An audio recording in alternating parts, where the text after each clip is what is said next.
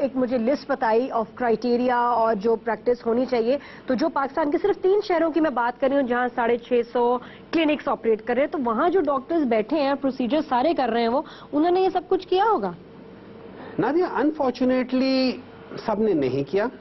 اس کو ریگولیشن کوئی نہیں ہے.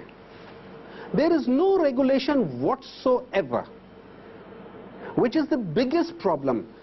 آپ باہر ملکوں کی جب ہم بات کرتے ہیں وہاں بڑی ریگولیشن. آپ کہنا چاہ رہے ہیں کہ پاکستان میں کوئی ایسی اتھارٹی ہے نہیں جو ان ڈاکٹرز کو چیک کرے؟ جب یہ کلینکس کھولتے ہیں تو سر کوئی چیکنگ نہیں کرتا کہیں آپ کو لائسنس لینے سے پہلے؟ دبئی میں 2 ڈیتھس ہوئی ہیں, وہ بندہ پاکستان آ گیا, وہ یہاں پریکٹس کریں گے. اب یہاں کر رہے ہیں. آپ بھی جانتے ہیں, میں بھی یہاں میرے شہر میں ہے. تو ڈاکٹر صاحب یہ کیسے پاسبل ہے کہ جس کا لائسنس وہاں کینسل ہوا ہوا ہے وہ پاکستان میں پریکٹس کرے؟ اور یہ تو ان کا ہمیں پتہ ہے. اور کتنے ڈاکٹرز ہیں جو کہتے ہیں میں امریکہ سے آیا ہوں, ویگس سے آیا ہوں, کیوں آئے ہیں وہاں کینسل ہوئے ہیں؟ نادیہ اس طرح بھی ہے, دبئی میں بھی کوئی everything is not fair over there. There is a doctor جس کا who can not even practice in United States, اور اس کے پارٹنر کا لائسنس کینسل ہوا تھا, ہی از پریکٹسنگ ان دبئی.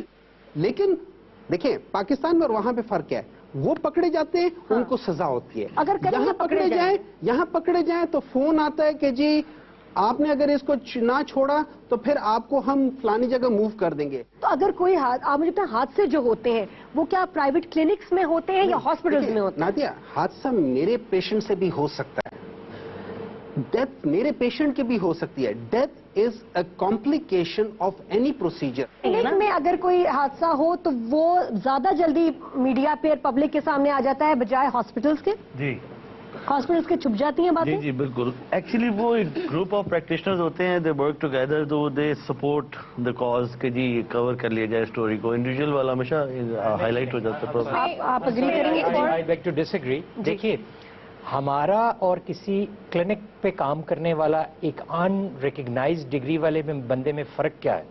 فرق یہ ہے کہ he doesn't recognize the complications.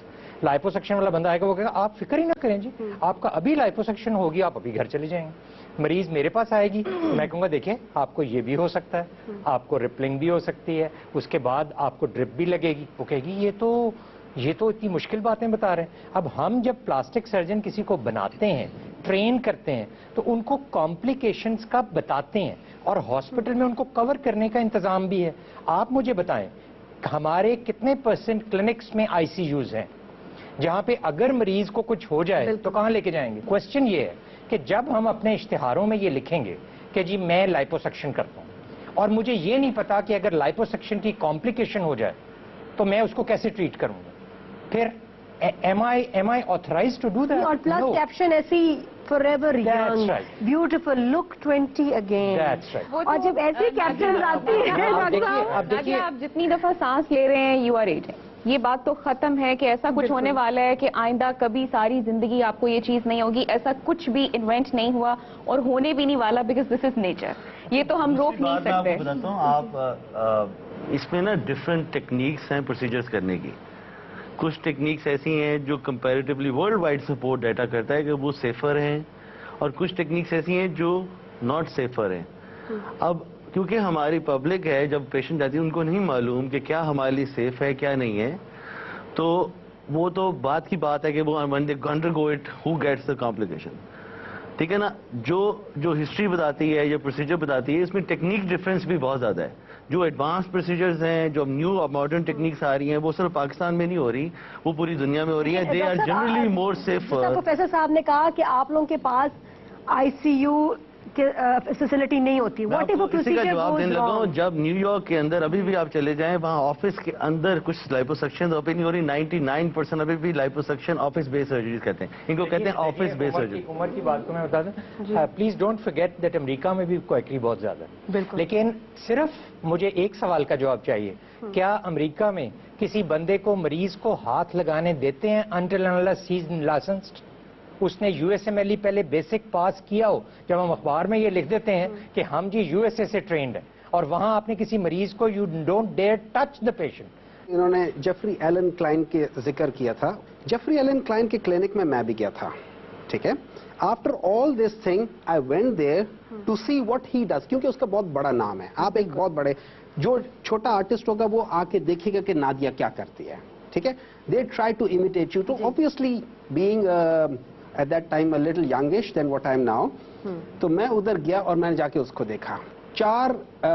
3 दिन का था या 2 दिन का कोर्स था, and you were just standing there. Now liposuction is a very dangerous procedure. It is not simple. आपके हाथ में एक सुई होती है इतनी बड़ी, उसका diameter is not more than, जो जेफरी एलन क्लाइन यूज करता है उसका सबसे बड़ा जो डायमीटर है वो 1.4 है, और वो 1.2 से आगे नहीं जाता. 1.4 is the biggest, sorry 1.2 is the biggest, उधर आ जाता. 1.4 और 1.6 पे वो रहता है. वो जो आपकी सिलाई है ना, जो जिसपे आप सीते, उस तरह की चीज है. And it is a blind procedure. आपको नहीं पता कि नीचे क्या है. अगर आपने पेशेंट को एग्जामिन सही नहीं किया, आप जो उसका मसल के पीछे वाली जो आप ओजरी या जो आंतड़ियां होती हैं, आप उसको फैट समझ के आपने कर दिया, you will go through the. Karachi में एक प्रॉब्लम हुआ एक डॉक्टर के साथ, again under local anaesthesia. He went through 5 different organs. ओए होए होए, ठीक है, स्टैब करता गया. हाँ, स्टैब करता गया. Liver stab, spleen stab, intestine 3-4 जगह पे स्टैब. ऑब्वियसली पेशेंट ने क्या बचना था, वो तो बेहोश. मैं आपको नहीं, उसको तो पहले पता ही नहीं होगा ना हुआ क्या, किसी को ना कुछ दार खड़ा होगा उसको पता. मैं आई वाज ड्राइविंग और मैं अपने किंग एडवर्ड में आ रहा था, तो रास्ते मुझे एक कॉल आई. मेरे एक कॉलीग, जूनियर कॉलीग डर्मेटोलॉजिस्ट हैं. उनका, सर आप कहाँ पे हैं, आप जरा 1 मिनट आ सकते हैं. आवाज इस तरह थी जिस तरह बिल्कुल रोने लगे. उनका क्या मसला हो, सर वो एक कॉम्प्लिकेशन हो गई, आप प्लीज आ जाए. मैंने कहा कहाँ पे हो तुम, वो करीब ही था. मैंने ड्राइवर को कहा, वो उधर चले गए. वहां मैं गया मुझे, तो एक शख्स उल्टा लेटा हुआ था एक कमरे के अंदर, जिसको बड़ा ब्यूटीफुली डेकोरेट किया हुआ था, और वो शॉक में था. उसको कोई आईवी लाइन मेंटेन नहीं थी. उसका हेयर ट्रांसप्लांट वो डर्मेटोलॉजिस्ट कर रहे थे. पीछे से आपको पता है हेयर ट्रांसप्लांट के लिए एक स्ट्रिप लेनी पड़ती है जी. वो स्ट्रिप जब ली ना जी, तो वो साइज से थोड़ी सी ज्यादा ली गई. अब हालत ये थी लोकल में, अब हालत ये थी लोकल था, होश में था. अब हालत ये थी, मरीज होश में है और चीखे मार रहा है, और उसका खून दोनों तरफ से उसको बह रहा है, और वो कह रहा है कि बस मैं गया, मैं मर गया. अच्छा, और वहां सब लोगों के इंक्लूडिंग वो डॉक्टर साहब पसीने छूटे हुए, because he was not trained for dealing with the haemorrhage.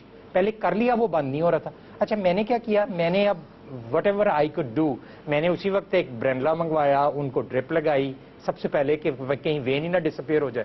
जब शॉक में मरीज जाता है ना जी, तो वेन्स डिसअपेयर हो जाते हैं. मैंने उनको सीधा किया, स्वॉब रख के मैंने थोड़ा सा अंडरमाइन करके स्टिच कर दिया. वो बाद में मेरा शुक्रिया अदा करने आए विद ए पैकेट, तो आई return the packet with a gesture. मैंने कहा बेटा कभी वो काम ना करो जिसकी कॉम्प्लिकेशंस तुम ट्रीट ना कर सको. अब this is what is happening. जी जी, इधर सॉरी ब्रेक लेनी पड़ेगी, ब्रेक के बाद जल्दी आते हैं. सी कि लेजर से ट्रीट करना इज नॉट वेरी सिंपल.